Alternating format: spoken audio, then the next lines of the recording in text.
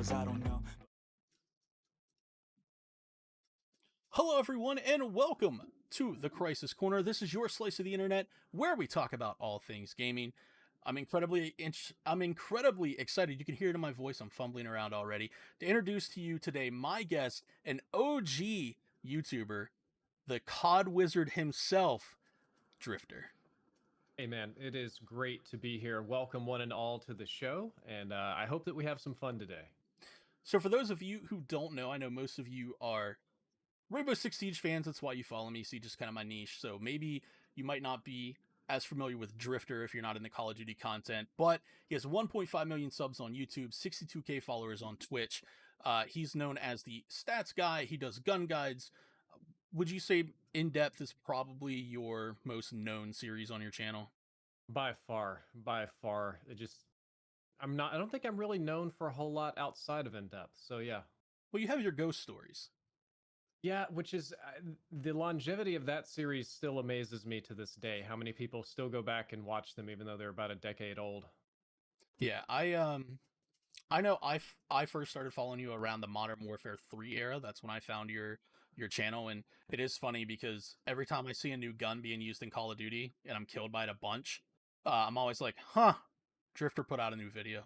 Because everybody will be using a gun that nobody was using before, and it's like, huh, Drift0r put out a video, and I'll go to YouTube, and there it is. So, but again, thank you for taking time out. I know you're working on some Cold War stuff right now, so you're very busy. Yep. So I do appreciate you taking the time to Anytime. sit down and chat with me. So, again, as I stated, you are an OG of YouTube. That's what most people would consider you as. You've been around for a very Yes. long time. Since What- the beginning.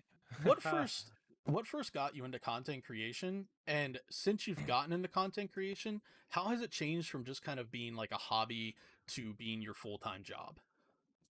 It was a spam message. People were looking for body actors for a Halo machinima, and I had never heard of such a thing in my life. I was so curious. I had to follow up and see what that actually meant. Which that was, like Red versus Blue, the Spartans would bob their heads up Mhm. and down. Right. And they wanted to recruit people to be extras in this big battle scene. So I joined in Mm. for that.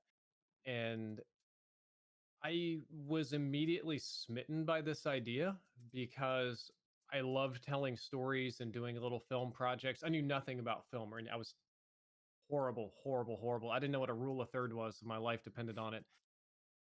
But I realized that for like $20, I could get all the tools to film things in that game or any game, because the game basically gives you the set and the characters and stuff like that. So it's I just saw it as a production studio in a small box, and I just like telling stories and having fun and doing things like that. It did not become a full-time job until I met another person who hooked me up with a machinima partnership, and I started cranking out videos to try and make enough money to pay for my wedding.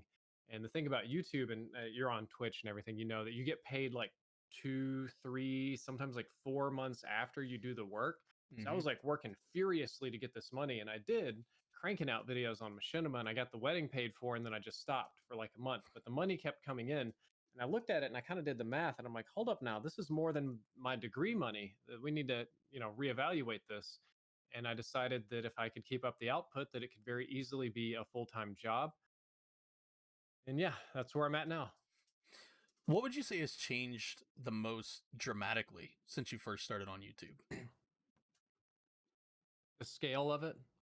YouTube was relatively obscure. There was no such thing as a YouTube celebrity in a lot of ways. It was for nobodies. It was weird. Traditional media people would laugh at us.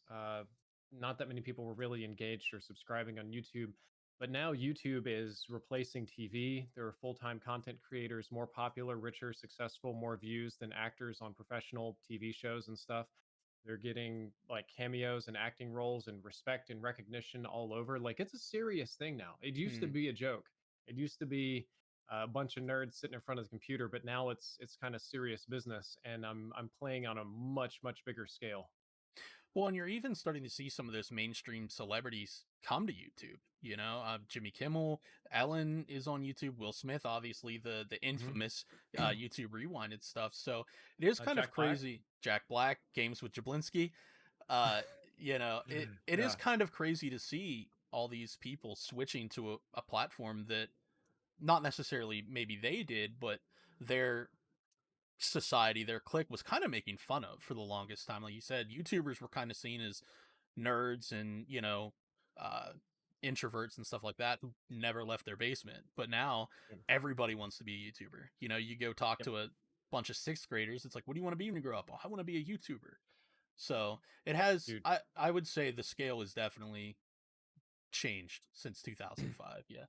So you're kind of in a niche category. You do Hmm. stats mainly, which is not necessarily what a lot of people might go to YouTube for. Maybe they're going for entertainment or something like that. But more and more people, I think, especially during the quarantine, are going to learn things. And you've kind of jumped, on that bandwagon a long time ago. Not necessarily learning like life lessons, but Call of Duty lessons. What kind of drove you to be a stats guy for Call of Duty instead of following that machinima dream or maybe, doing something else? Two different things. Number one is at the time I was in machinima before gameplay was a thing, and there was this battle between people that made artistic films and like gameplay commentary people, and I was seeing the trend, and I knew that gameplay commentary was one way easier to make. It takes Mm, like 3 months to make a production, but a gameplay commentary you can do in an hour if you're good. And but it was getting just as many views, but I needed a way to be competitive in that space. And I decided to try stats for two reasons. Number one is that I was getting a degree in engineering. So I had a background in all the necessary maths. It's much rougher now because I haven't really used that degree in about a decade. And number two, I was arguing with a friend about if FMJ deals more net damage or not. But it goes up on the stat bar. And I'm like, but bro, that's not the same thing. We went around and around and around and around. And I just had to pull up the game code to like prove it. And then I decided, I was working on this idea called Devil in the Details, which mm. was showing off hidden areas on the map and head glitch spots and cute little Easter eggs. And then I thought, well, why not just call it in depth and go over the stats? And that's pretty much what I did. And I, by some miracle, have created a career out of it. When do you remember what about time the FMJ argument went down? Like what Call of Duty are we talking about? Modern Warfare 2. Okay. So it's been a minute then. Yeah, it Yeah, is it is always interesting to see like when you put an attachment on a gun, like we were talking a little bit before, I'm a big Tarkov guy, and it's like put a and the customization on weapons in Tarkov is vastly more intricate than it is on Call of Duty. I don't know if you've ever looked at it or not, but it's I pretty have. crazy. It's intimidating. And like I'll put a grip on a gun and it's like -3 recoil, +2 ergo, but you're adding weight to your gun, so that's going to do this and that. So it's like it is nice to have somebody out there because that's what I remember. I started watching you in MW3. I had played a little bit of Modern Warfare 2 with a buddy of mine, but we just ran around with TAC 45 and TAC knife with Commando. It just knifed everybody because the comms were hilarious to hear people. So when I wanted to get into Call of Duty series, I was like, I need to learn like what guns are meta, And I found your channel and I was like, nobody else is doing this. Why is this guy the only one doing it? And it's obviously you've been very successful with it and it's worked out well for you. So Not anymore. congratulations. Lots of competition now. Yes, lots of competition now, but you've definitely set yourself as a you walked so they could run, as they would say. Um Probably.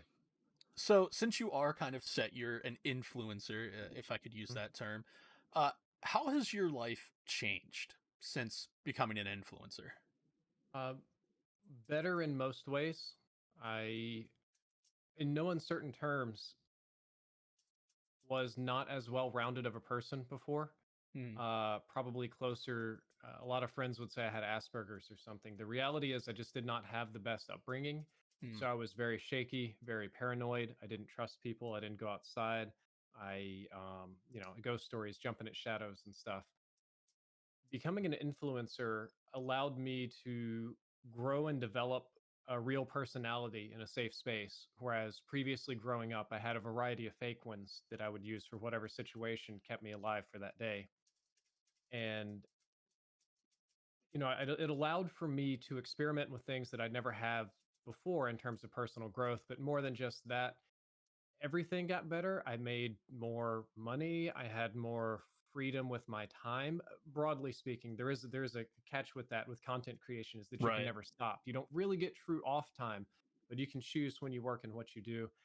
and it's made me influential, famous. People listen for reasons that I don't entirely understand, and almost everything has gotten better. There's been some nasty stuff with it, some security problems, some threats, and some.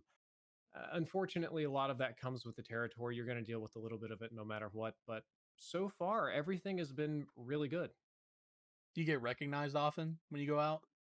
Not often, but it does happen. It depends on where I go, and it also depends on where I wear. For I usually wear the bright blue hoodie or whatever if I intend to be Mm. recognized. If I'm at PAX or E3, yes. If I'm going to GameStop or Best Buy, yes. If I'm going to Walmart, probably not. Restaurant, not too likely. Comic book shop, 100% chance. Like just I remember a story. It was obviously pre-COVID. It's probably a couple years ago at this point. You said like you went to the gym and somebody recognized you, and you were like, "Oh, like does it ever yeah, get less awkward being recognized in out in public?" never really awkward for me to begin with. Um, it doesn't like bother me to get recognized. It's fun. It's neat. I guess I'm a little attention whore in a sort of a way, but it's nice. You make somebody's day, take a picture, do a selfie, be on their way. The only time I've ever had any worries with it was a time or two in LA. I am not always on my best behavior when I go out for Call of Duty events. And there are people that like want to take selfies of me, and I'll have like a huge joint behind my ear or something. I'm like, you got to give me a minute to clean my shit up here and pretend to be sober. So it'll be, set a good example. I don't think anything I was doing is particularly bad, Right. but I don't want to have like all these weird, like fucked up pictures of me on the internet for my younger fans to see. Yeah, that could be, and like you said, because people listen to you, I'm sure your image has been something that you want to try to keep as pristine as possible, which we'll actually get into a little bit later, but um everybody looks at the pros of being a YouTuber or being an influencer, Twitch streamer, Instagram model, whatever. You get to go places, you get to meet people, you get to do things, the money is nice. I mean, it's there, and you get to generally do what you love for a living. But and you kind of touched on a few of them there. Nobody really looks at the negatives of being famous, of being an influencer and stuff like that. What are some of the massive cons? You mentioned security and stuff, so you don't really Okay. have to go into that. But what are kind of some of those cons that people don't think about that they really do need to think about? Security is a big one. You are a recognizable face. I have had bad threats and situations come my way because of who I am. For example, the fan meetup that I did last fall, I can't do it this year because of COVID. I had to have 4 private security and police on staff, Mm, or I was not going to make it out of that. Like, it gets serious sometimes. You have random people, like every now and then I'll just like be like on my phone and there's like a picture of me eating, like now, because the table over recognized me. And that's a little bit of a creepy feeling because they don't say hi, they just notice you and take a picture and keep moving. So security is a big one. You have people hacking, trying to steal your money out of PayPal and little troll stuff like that. One of the biggest downsides for me is that you can't stop. mm, So all the algorithms reward consistent, near daily, multiple times a day content that keep people coming back, right? right. So if I let's say 2020 has been too damn much for me, and it's been a hell of a year, and I just wanted to say F Mm, it, I am taking December off. I am not making a single video. I'm not streaming. I'm not doing anything.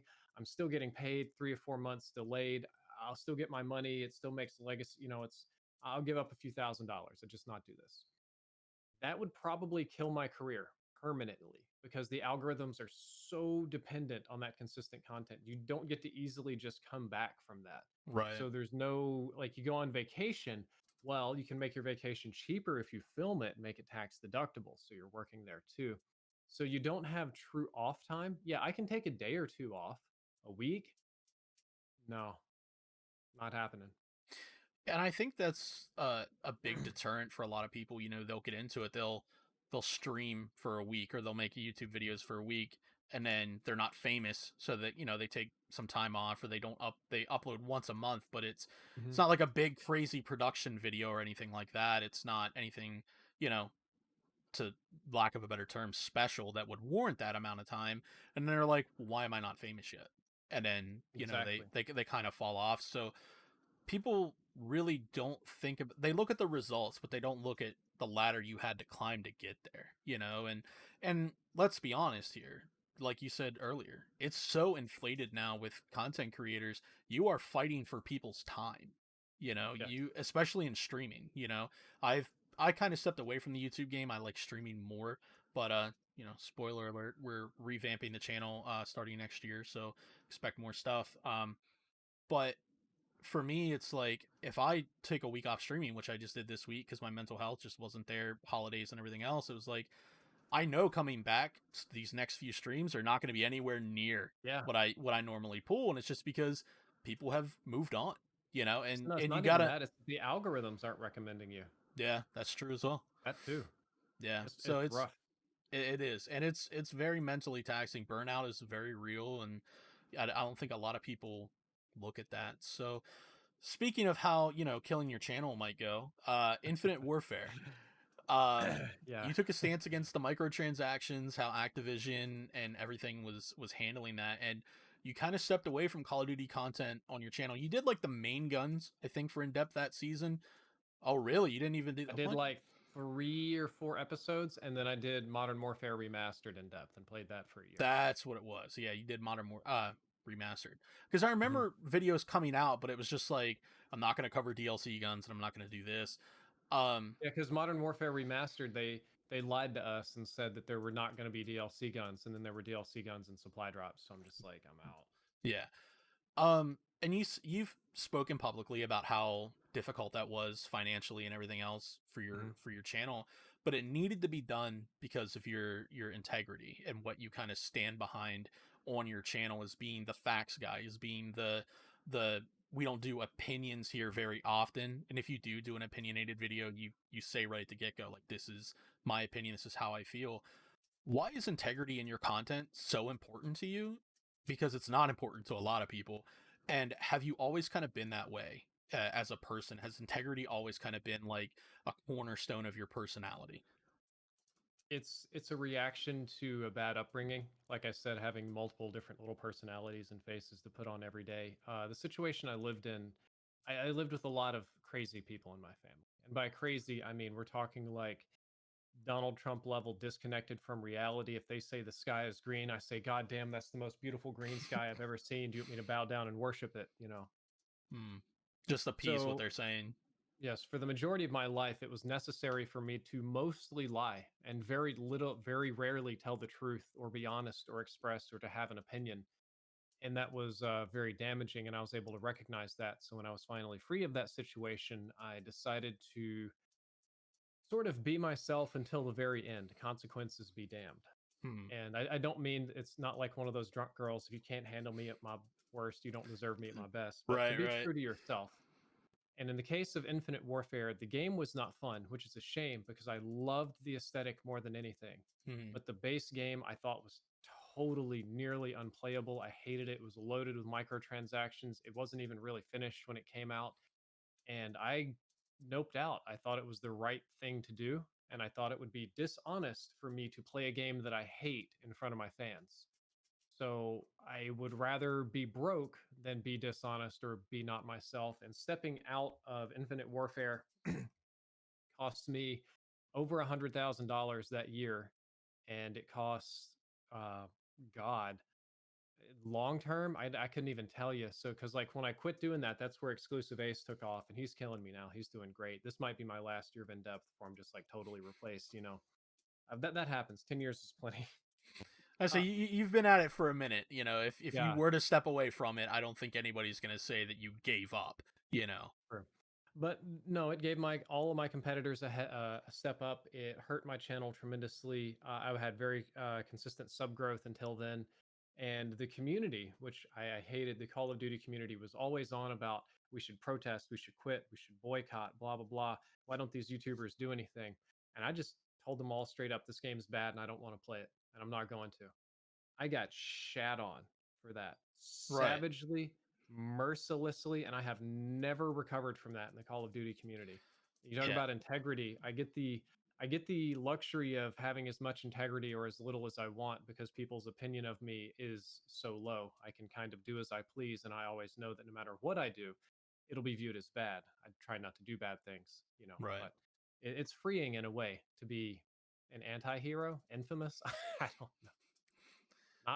Not getting a lot of Reddit love these days. But no, that hurt a lot. But staying true to yourself is the most important thing that almost anybody can do. I had to do it again during Black Ops 4 when they started putting supply drops literally in Warzone, Hmm. or Blackout, which was pretty Blackout, fun. yeah. Yeah, and PUBG was getting weird, and I I think very poorly of people who can't be true to themselves.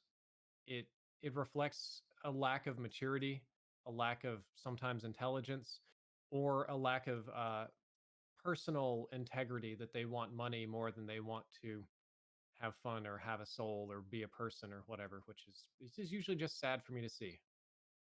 Yeah, don't feel bad because the Siege community is right there with you on a lot of things. I talk about luxuries. I have gotten the luxury to become friends with some of the developers that work on Rainbow Six, and I'll constantly have people be like, "Yo, tell so and so this is a problem in the game," and I'm like, "I'm not Ubisoft support.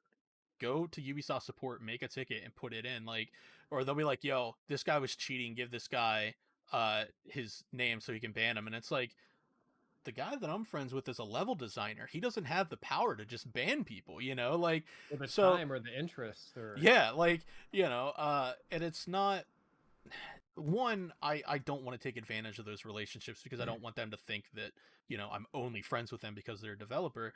But on the flip side of that coin, and it's obviously nowhere near to the level. I'm not getting asked to go to events and stuff like you do, but it is kind of I kind of see where larger influencers get tired of it, because yeah. I have 3 to 4 people, being like, "Yo, tell so and so this is broken." You've got to have thousands upon thousands of people every day telling you that you're a Call of Duty shill, and We all just the had fun with that yesterday for whatever reason. Prestige turned it up. I used the example, like there was a year where I went to, I'm not going to say the studio, and I was able to physically corner one of the lead developers in a corner. Not like I'm not like pinning him down, but I'm like awkward body language where you can't hmm leave he can't get easily. around you because you're a Face to lanky face. guy too. So, I mean, Yeah, I'm taller than I look. Face to face, eye to eye. This is bad. This is bad. You need to fix this. These supply drops are bad. You're gonna kill your game.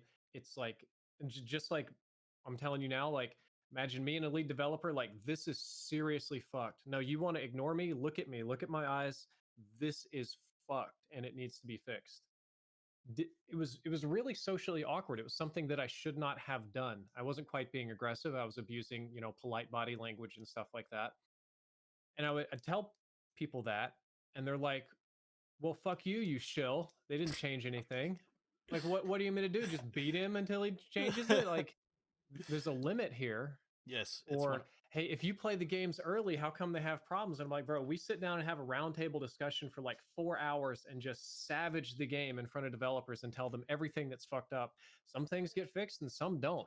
And I'm not there at the studio fixing it, so I can't control that. Yeah, I mean, and that's the problem. People hear the term influencer and they think that you can influence anybody. And it's like, at the end of the day, these are developers who work for a company that have investors and stuff. And if you don't do what the company wants you to do, you might not be there next year, So you And might I've not be been there there and I've next done that. week. So yeah, I feel like it is kind of unfair, the pressure that the communities put on their influencers and stuff. But so let's kind of shift gears here a little bit, talk Okay. about maybe some more positive things. It's been a little bit of a downer here recently, but we get all that stuff out of the way early so we can have a Okay. nice Okay. conversation. So it's no secret you used to be a pretty large League of Legends fan. I don't know if you still. I haven't seen any League of Legends content from you in a while. Only team fight tactics. I play team fight tactics with my wife on mobile. That's really about it. Um, but you're mainly known as the FPS guy, Call of Duty Mhm. specifically. You've done some Battlefield, you've done Overwatch, even in some Fortnite stuff for a while. Um, out would you say that like MOBAs are your guilty pleasure game, or is there a different genre that you kind of like? I'm gonna shut my brain off and I just want to play these games. Two of them, MOBAs are one. I haven't played a lot of MOBAs recently. I know Overwatch is a shooter, but it's very mobile like, so I played Right. a lot of that. And the other one is VR games. I don't post it very often because VR is just a huge fail on my channel because all console gamers, they don't give a shit about $1,000 headsets and stuff. Right. And like like the Beat Saber, like where you're in the game and it's filmed in third person and you can see your body with the swords and stuff. I had Mhm. that set up going on for a long time. Unfortunately, I had to take it down due to some technical problems, but I love VR. It's just hard to make VR content because the vast majority of VR games are not good. And the Mm. games that are good are very difficult to film for because 95% of the time you're just going to get that little in headset view. Right. And it just looks like shit. Like you can have a game that feels like a great experience and you watch the footage back and it's like, my God, am I watching the Nintendo Wii? Like it's so hard and it just shakes and wobbles in your hands.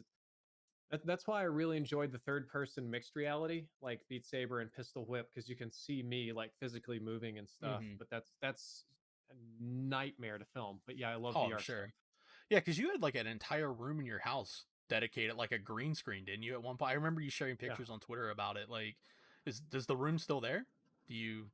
No, we Obviously, had to the take room it all is, but down. not the green screen stuff. But Yeah, the room is there. We had to take all the green screen stuff down because it just there were some technical problems and I just wasn't making VR enough to justify having one whole room of my house be a VR studio. So we had to right, do something more practical with it. Yeah, yeah, it was massive. yeah, it looked like a cool setup, but the practicality of it had to have been zero if you weren't making content with it and stuff like that. So, I understand that, but yeah, I I I think people who follow you for a while kind of know how much you love VR because you tweet about it a lot. Is there any other genre that you kind of dip into, or is it just mainly MOBAs and VR, kind of like your guilty Really pleasure those stuff? two. It's really those two. I will occasionally do an RPG kind of game. I'm really waiting on Cyberpunk for that, but I Same. rarely finish them. I kind of sputter out and get bored most of the time. Some of those games, like I played The Last of Us Part 2, that was like 60 hours. Like it's a lot of time to dedicate to, and when you're a content creator like yourself, you got to think, can I really dedicate 100 hours to Cyberpunk when I've got gun guides and everything else to do? So, yeah, that's got to be, I don't really consider those to be shut your brain off games anyway because there's a lot that go into RPGs sometimes. Um so let's talk Mixer, which Okay. sadly is no longer with us. After the shutdown, you had a kind of a difficult choice to make. Do I Mm. do Facebook? Do I do Twitch? Do I do YouTube? And ultimately, you landed on Twitch. You got your partnership back on Twitch, which congratulations on. I know it's been a while Thank since you. then, but congratulations on that. How has it been going back to Twitch from Mixer? And is there anything from Mixer that Mixer specifically did that you would like to see Twitch kind of integrate? I didn't have as many choices as you might think. I'm lifetime banned from Facebook. I'm not Mm, allowed to hold an account on any Facebook owned property. So that kind of blew me up there. mm. As a pro tip, you shouldn't talk shit about Cambridge Analytica and election rigging. Not a good idea. we'll, Um, we'll we'll make a mental note of that. Chat. Make a yeah, make a yeah, note. yeah. I chose to go back to Twitch because I didn't feel that streaming on YouTube was going to be good for my channel. YouTube doesn't algorithmically separate stream stats from video stats. So Hmm. it's very difficult to run a channel where you stream and upload videos. You really need to do one or the other. And quitting streaming on YouTube and moving it over to Mixer like doubled my views in a month because it's just the algorithms don't like that. So I thought that going back to YouTube would be suicidal. Couldn't go to Facebook. Twitch was my only option, but I was also lifetime banned from Twitch because they sent me legal notices to the old email address I had registered in the 7th grade, and I never checked them. And the legal team took it very personally that I didn't respond to their notices or subpoenas or whatever warnings, and they just kicked me. It was very difficult to get back, but I'm glad to be back on Twitch. Twitch is fun. Twitch is simple. It's the most common, easily discoverable platform. It has a lot of APIs and integrations and stuff. The community support's been great. I'm making more money on Twitch than Mixer. Not as much as the stupid flat fees that Mixer was just throwing my way, Right. but off the platform itself, much, much more so. Um, the only thing I missed from Mixer is the zero delay feature they had worked better than Twitch's zero delay. And I liked that Mixer allowed for much higher bit rates than Twitch. Twitch Mm. Twitch is pretty low on the bitrate category. Personally, I would stream in 1440p at about 20 or 30 megabit. Twitch will absolutely not allow that. So I kind of miss that flexibility. But safe to say that you much prefer Twitch. Oh yeah, Twitch is great. Yeah, we love you, Twitch. Please don't shut my channel down someday. um, so let's kind of talk about uh, as you were coming up on YouTube. What if is one thing you wish you would have done differently? Thousands of things. I wish I would have diversified my content more. It's not good to be pigeonholed in one game. I wish I'd done the Minecraft craze earlier and the Fortnite craze earlier. I wish there's a lot of games I wish that I had gotten into, but I usually just hunkered down and like focused in on Call of Duty when I probably shouldn't have. I wish that I had taken a little bit better care of my body and got a better chair. If that had happened, my spine would be in a normal alignment now instead of the DX Racer not normal alignment. And there's so many different things. There were so many opportunities that I had: Minecraft servers, merchandising deals. There were thousands of people that I met, uh, buying bitcoins. Dude, there's I could write a list of failures or missed opportunities or things I could have done different. I could fill a book with that, but you can't go back. You just got to keep moving forward. So Drifter book deal incoming is what we found out here today. I doubt it. Hey man, a bunch of other YouTubers have made books, so you definitely wouldn't be the first. But if you could wave a magic wand, let's step into Harry Potter land for a little bit, and you could change one thing about either YouTube or Twitch or both. What would it be and why? For YouTube, I would bring back the YouTube gaming app. Then I That could was a probably just stream again. That was a it was great app. it I could was find all my streams instantly and easily. It had just gone. I don't even see streams promoted. I don't know how people see mine or anybody else's streams. It doesn't, I never see them, but I would do that for Twitch. I'm fairly ignorant on the inner workings of Twitch. I'm just getting back into it a couple of months in. I'm so lazy, I don't even really have bots or overlays for my channel or anything. So I'm not going to pretend to expert about Twitch in particular, but I would wave the magic wand and be like, bonus bit rate, pew, we'll take it up to at least 10 megabit. Be beautiful. Oh my God, my videos could be so crisp. That'd be nice. yeah. I agree. There have been a few well Twitch streamers that have made the jump to YouTube, and I I like you. I never see their streams pop up, and I follow these Yeah. content creators, and it's like if if I don't get a tweet saying that they're live, in my timeline, I have no idea, And even if you Same. go to their channel when they're live, it's not like abruptly apparent that they're actually there's like a little red dot in a thumbnail or something. And as someone who's colorblind, I know you have partial color blindness as well. Like if there's like a red dot on a red background, I don't even see it, like Yeah, it's it's invisible to me too. there's nothing. Uh so that's kind of the quote unquote content creation interview part of this. This is where things kind of get a bit more conversational in the podcast, the chat, whatever you want to call it. So mental health has been something that you've talked about a lot in the past. You have always talked about positive mental health and stuff like that. And obviously, you've touched on it a few times here, the way you were raised and some of the things you went through being, brought up. When did you realize that good mental health was important to you, and why do you feel it's so important to kind of uh, portray that message to those who follow you and stuff? I probably realized that when I was a teenager. I was not able to see any professionals until I was almost in my 20s, if I'm not mistaken. But mental health has always been important because I've always, or not since doing influencing, but growing up was always in really stressful environments like don't sleep hardly any for a week, check your food for poison, kind of paranoid bad situations. And even as a teenager, I realized the toll that was taking on my mental health. And I have a variety of people in my family that make this worse because they have a lot of mental health issues. I Mm. have a family member that occasionally disassociates and speaks in a demon voice while trying to slice themselves open. I have one family member who I have no idea what's wrong with them.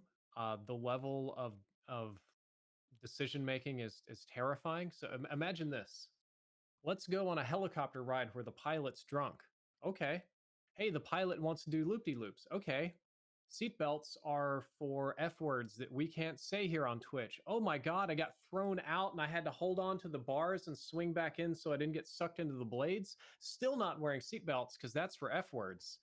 Like, what? um, how, okay, sure. Yeah. Uh, uh a lot of crazy like that. So I could see a variety of different people in my family struggling with mental health. I grew up in a very small town, very economically depressed. There were a lot of people kind of like at the end of their rope, nothing to lose, no hope, no help coming for them. It's a very small southern conservative kind of place where having a mental problem is a weakness. mhm. It's embarrassment, a shame to the family. And there's a lot of people that I say need mental health help, not that they need to be heavily medicated or analyzed or they're all psychotic, but they're just life lessons that people don't learn, or sometimes they'll learn opposite life lessons that we need to kind of sort that out as an adult. It's probably like a light therapy, a little light touches and some reinforcement here and there to Mm. do wonders for society as a whole. One thing that I see very frequently is I don't know if I have no idea what you're into, like politically or whatever. But do you ever see people that mistake projections of strength for actual strength? Yes. Yeah, that's a big one I see too. They're not able to like like I will, for example, you could compare two pieces of content. There's like some video that some YouTuber will make about how they're the biggest, baddest, strongest, whatever, and they play a game and they get, the reverse boost and just smash these kids and gloat about it.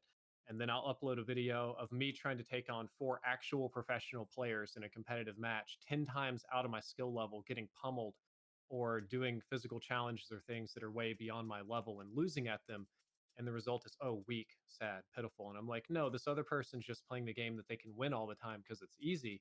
Right. Actually pushing yourself and challenging and learning and doing more. And that's a huge lesson that I think a lot of people haven't learned. And a lot of people see these like little projections of strength, especially in gaming, and in the political sphere as well, as being actually strong. So Mhm. that's a big message that I try to put out in a lot of my videos in a more subtle way. Yeah. To kind of add on to that point, I normally don't bring up other content creators during these interviews, but for the sake of the conversation, it's almost unavoidable. But Dr. Lupo kind of invented this challenge in Tarkov, and a lot of other streamers are kind of hopping on the bandwagon because it's interesting. But basically, it's you go in with trash gear and try to kill all the scav bosses. And the only gear you can use is gear that you find throughout your raids. And if you die, you start over, right? People have called it the Lupo challenge, the snowball challenge, whatever. But somebody will be running it, and like they're going against a scav boss who has, laser targeting aimbot that can get you through walls and stuff, and he's trying to go at it with like a PPSH or something that he's found, and then people will come in and be like, "Wow, streamer bad at game," and it's like, Yeah, dude. Like what? What are you talking about? This dude is literally wearing tank armor, and I'm shooting at him with nothing. Like the so rounds, you can basically. you can literally Yeah. watch them bounce off of him, or like somebody that will be running like full Chad gear with like a meta HK will like stomp a guy who's running with a hatchet, and then come into stream and be like, "Lol, killed you, bro," and I'll be like, Yeah. Oh, "Congrats, welcome to dude." my life, dude. I'm doing in depth. So I'm like playing Call of Duty with like pistols and stuff. And people Mm-hmm. will come in and be like, bro, you suck at this game. Or I'll get mad and I'll start complaining about it. Well, then they'll be like, well, just use a good gun. And I'm like, literally, the title is max leveling something. I don't get to Mm-hmm. change that just because it's easy. Yeah, I was in your stream last night, and I know you went from the bullfrog to the magnum, and you were just like, man, the magnum on the range on this man, like you kept bringing up the range over and over and over again, and your Twitch chat is pretty generally for the regulars, they might roast you a little bit. I think every Twitch streamer kind of has Oh, that. yeah, that's normal. But the mods tend to shut shit down real quick whenever somebody comes into your chat and starts, flapping at the gums, or your chat just turns and starts roasting them, which I think's pretty funny. Um, yeah, so I never understood when you can clearly see that there's a challenge going on or something specific, people will come in and be like, haha, streamer bad, and they do it to try to get a rise out of you or to try to make you snap, and so they can clip it and put it on Reddit and be like, oh, look what this person said to me, blah blah, Drifter is bad person, or Krysis Yeah. called me Oh, stupid in his stream and now we cancel him, and it's like, whatever, bro. Like, You come. I had somebody come to my stream one time and be like, "Dude, you're fat." I'm like, "Wow, thanks for pointing out the thing I've noticed my entire life." And it's like, congratulations. I don't know what you got out of this, man, but I hope your day goes better. Like, I Uh, mean, it's it's crazy the way people act online, and I think it's the animosity, Anonymity. yes, the fact that you can be anonymous online. Your first name numbers, with no profile picture, and you can kind of say whatever you want without consequence. And I think that makes people a little bit braver than, because these people are never going to say that to you in person. Oh no, I've I've I've talked to people that have just talked mad shit to me on Twitch, and then they meet me in person. And it's like, hello, nice to meet you. I did not Yeah. mean all those things. Yeah, like I went to the Raleigh Major last year for Siege, and like I said, the Siege community can be kind of toxic at times. Um, but everyone there was super chill because nobody's gonna say something to your face. Nobody. It's whatever, man. A bunch of keyboard warriors. That's kind of how it is. But branching off from the mental health question, about a month ago, 4 weeks ago, you made a video ranting about COVID and how things are going. And I've got to tell you, brother, it's pretty much the same exact way here, where nobody's wearing masks, large gatherings, nobody cares about it. It's all a hoax. And uh, I had a friend who lost their mother to COVID, one of my best friends. I've known people who have lost other family members to COVID and stuff. And it's just the flu, it's not that bad, you're a sheep if you wear a mask and all this stuff. And I don't live in the South. I live in basically smack dab in the middle of Pennsylvania, so I'm on the East Coast. Got That's big just the cities. cold South, bro. That's Yeah, it's we we it's we pretty are rad just there. we are just south north. But Yeah, yeah. And I like don't north and even, south. Jeez. yeah, I don't even live in like one of the major cities in Pennsylvania. So it's literally, when people think of MAGA country, I'm right in the middle of it, and I'm just kind of like, oh, that's a lot of red, and here I Yeah. am waving my not so red flag, and it's like, but anyway, so when I was watching your video, I'm literally sitting there like, yep, mm-hmm, I go through this exact same thing too, because you're more of an extrovert, as you said in that video. I'm more introverted, but I don't like being told I can't go do things. Like, Right. I don't go to parties because I choose not to go to them, but I like to go to the movie theaters. I like to go to the mall. I like to go to LAN events. Hmm. COVID has shut that down, and now it's been a year without a Siege LAN event. That the public could go to. They're still playing on LAN, but everybody's social distancing and stuff like that. So it's been really hard for a lot of people. What have you been kind of trying to do to keep your sanity? Because you kind of were going a little bit Mad Hatter in your rant video. You could Oh. tell that you were definitely towards your wits end of dealing with these types of people. But what are kind of some tricks that you've been trying to do to keep yourself sane throughout all of this? I'm not gonna lie to you. I've left my wits end a long time ago. If the wits end is a cliff, I'm just enjoying the ride down. I'm losing my mind. I have burned through Crunchyroll anime. I have gone through Netflix, every form of entertainment. I work out hard at home almost every day, partly for health reasons in my stupid body, but I just get so angry when I see the ignorance in the world regarding a contagious disease. It starts getting me really worked up, like unhealthy levels of worked up, like Mm-hmm. righteously pissed off, like wanting to go to a store just to find that guy with the mask under his nose and just slap the shit out of him. Chin So I diapers. go do 100 push ups or until I'm sick. And that's pretty much it. I sit here, I play video games. Streaming every night is the most social thing that I do. It's me, my wife, and my dogs. No family, very little contact with friends. I'll see a friend occasionally, like I'll go on a walk like once a month, masked up, 6 feet apart, Hmm.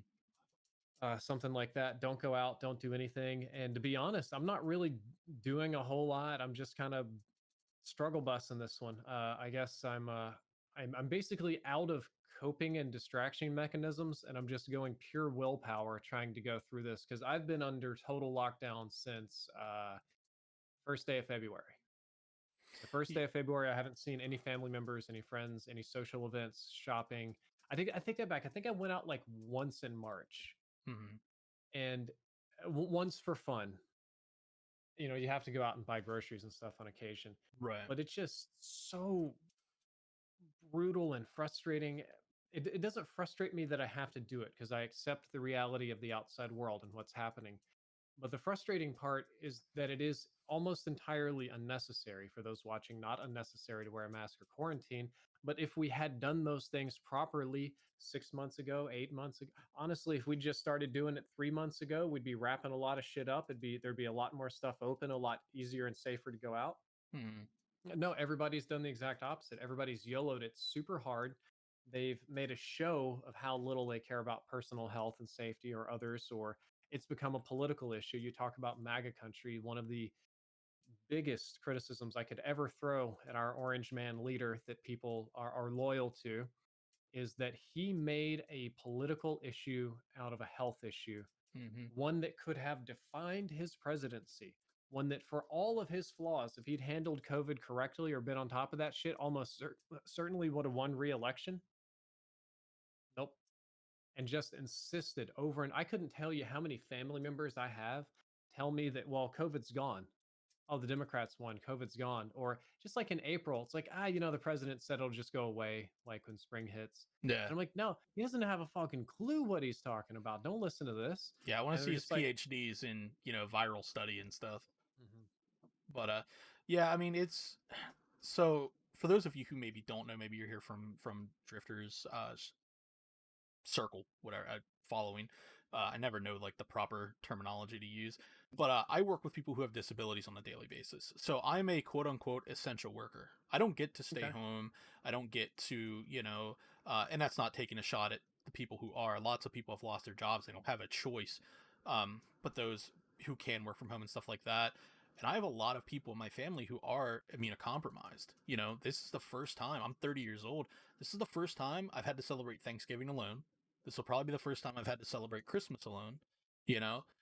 And I'm doing that so that my grandfather, who has bad lungs and a trash respiratory system, doesn't get sick and die because right? I'm out every day working. I work 14 days on, 2 days off. That's my work schedule.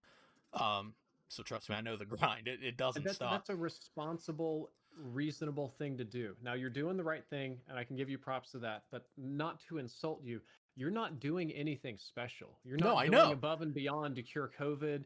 You're not upending the world, sweating 18 hours a day or something. You're just saying, "Hey, this is dangerous. I'm going to stay home so that others don't get sick." And Right. that's like putting the shopping cart back in the thing at Target, and there's an astonishing amount of people that don't give a shit about that. If grandpa dies, he dies. That was my neighbor. My neighbor held a 40-person party and invited his elderly grandparents in the middle of COVID, and then just told me it wasn't real and they'll be fine. I literally made a comment. It's funny that you bring up the shopping cart. I said the people who are refusing to wear masks probably don't put their shopping carts away either. I literally made that same exact reference. Um, yeah, and that's how I feel about it. And now it's getting to the point to where when I take my consumers out who are potentially immunocompromised and stuff, they see people not wearing masks, but all they know is that they have to wear one. But it's like, well, if they have to wear one, why doesn't that person have to wear one? And if they don't have to wear one, why do I? And it's Hmm? we're mandated. Our Dude, consumers can choose to not wear a mask, but if I'm working an 8 hour shift, I have a mask on my face for 8 hours. That's just how it is. but it's And not like again, that everywhere. There are and it, fucking hospitals where nurses are not allowed to wear masks because it scares the patients. mm-hmm, What? yeah, Who gives a shit if they're scared? We're trying to keep them alive. yeah, it's not a plague doctor mask where they're coming in with a big old beak and stuff. Like it's Excite. just yeah. But and that's the thing though, is when someone does wear a mask, they're like, well, I did my part and COVID's still around. It's like you're not doing anything special. Countries that in the Asian territories, they do this all the time. You always see videos of right around flu season, especially in like Japan, China stuff. They'll wear disposable masks because they're in large crowds. They don't want to get other people sick. It's a Yeah, courtesy issue, not a political issue. It's not you're being a sheep. exactly. It's putting the cart back, and Bro, and I went that's to Tokyo, okay? And the crowds are insane. I mean, oh yeah. it's more people than I've ever seen in my life. 2 million people in an area the size of a football field all walking in the same direction. Hmm. If you don't cover up, you are gonna get some serious funk. It's like going to a LAN or a COD and getting sick, Yeah, like I a mean con. it's It I was supposed to go to Japan this year. That was going to be like my treat to myself for my 30th birthday, and that's canceled, you know? And granted, yes, people have it way worse than me, but I'm kind of sitting here like you. I've been following the rules since day 1, and it's just so frustrating when other people don't. And they have to yeah. make it a political issue. They have to, you know, make it an issue that it is not. Like you said, it's a medical issue. It's not red versus blue. It's not any of that. It's people are dying. This is a serious thing. We don't have a vaccine for it. That's the other thing. People are like, it's the flu. We have vaccines for the flu. There Yeah. is no You don't vaccine for have to get the COVID. flu if you don't want to get the flu. There's a non-flu option. It's done. Yeah. So, Like yeah, I don't that's know. yeah. It's Oof. frustrating. It makes me angry. I'm afraid. I'm genuinely afraid that the first time I say something to somebody in public is going to be I'm going to get one of those fucking my rights guys that want to pick a fight with me about it, My and it's going to be freedoms. number one on our public freakout. Influencer fights with random guy at Jimmy John's over wearing a mask. Well, you've got to be really careful in Texas. Like Texas state law is you leave outside, you get handed a free gun basically. So, Yeah. you know, Oh, I that's have a plenty. I don't carry them with me very often. I got all the licenses and everything. What you don't see is I think it's just over here, just where the camera cuts off. I have a little armory of stream guns. I can't show them because I'll get, like banned immediately. right. But I've had issue like security, like people like to start shit while I'm streaming because I'm distracted and they'll like try to get in the house or something weird. Tow my car was a fun one. But I can just roll over there and I can choose a caliber, a style, a gauge, whatever I want. Just poof, good to go. Yeah, a plethora of options. So, Yeah. we're about to enter my last question here for you. To those Mhm. of you in chat, if you have a question that you would like to ask Drifter, let's try to keep it unpolitical. We've been pretty political here with the last couple of questions. So, if we could try to keep it unpolitical and more professional, not delve too deep into his personal life. We don't want to, be giving away, social security numbers and credit card numbers and all that kind of stuff. Mhm. But if we could, get some questions, maybe if you guys have one, I have one that I got to pull from Twitter here. Okay. But my last question for you is: I'm a Twitch streamer. I'm brand new, or I want to make YouTube videos. What is the best advice that you would give somebody brand new to content creation? Make videos about topics about which you personally are passionate about, regardless of what's really like popular in the community. You can chase popular trends when you yourself are popular. Uh, if PewDiePie wants to chase a trend, that's fine. He can do that. Yeah, But to get noticed, you don't get noticed by chasing trends. You get noticed by making content that you are passionate about, you personally, something that matters to you, even if maybe doesn't matter to the biggest audience. But that passion bleeds through. And I think that's the best thing for building an initial following. And it's also just good for your mental health because a lot of people view this as like, I have to get sponsors. I need a Sprite sponsorship and earn all this money. And you just burn out miserably. But if you're making content you enjoy, if you're expressing a true opinion from here in the heart, it tends to be a lot less taxing. yeah, like that's kind of why I shifted more from YouTube to streaming, just because I felt like I liked streaming a lot more. So, as I've discussed, I'm a boomer. I remember going to friends' houses to sit down and play games with. You'd break out the Sega Genesis and play Sonic or whatever. So, being around groups of people while playing games has always kind of been something that I've done. And that's how I look at streaming. You know, it's a bunch of people coming together to enjoy a video game or something like that, or a conversation, And again, because I'm more of an introverted person, I live literally in the middle of nowhere. There's nothing to do. Like you said, this is kind of my social time. People come Hmm. in. I have regulars that come in, and we'll chat about their day. We'll talk about what's going on, or maybe I hit a sick clip. Maybe I get clapped by a 16-year-old who's snorting clutch energy. Code Crisis 20% off. But it's still Um, something you're doing with other people. right, and that's why it's just one of those things to where I feel like you kind of hit the nail on the head. If you're not passionate about it, if you don't enjoy it, you're gonna do what I said about earlier. You're gonna make a bunch of videos, and you're gonna be like, "Wow, I'm not PewDiePie overnight. F this, I'm done." You know. Yeah. No, And but if you're making stuff that you like, you'll just be happy to have just made it. right. So one of the questions I've pulled here from Twitter, it's from Ian Collum. I hope I'm pronouncing that right. Probably not. It's kind of an off the wall question, but do you know of Tarleton State University? You referenced the Texas college in a video, and then always wondered to know if it was Tarleton. It is not. I don't know what video he's talking about. Yeah, haven't I been don't. to very many Texas colleges. I did my college in Mississippi, and I mean, I'm in Dallas, so there's like a couple of them floating around me. I've driven through them. I did a photo shoot on one, but no, I'm not familiar with that university. And then he also wants to know, do you plan to do more zombies? You did more zombies last night on your stream. That was kind of fun to watch the multiplayer guy play zombies.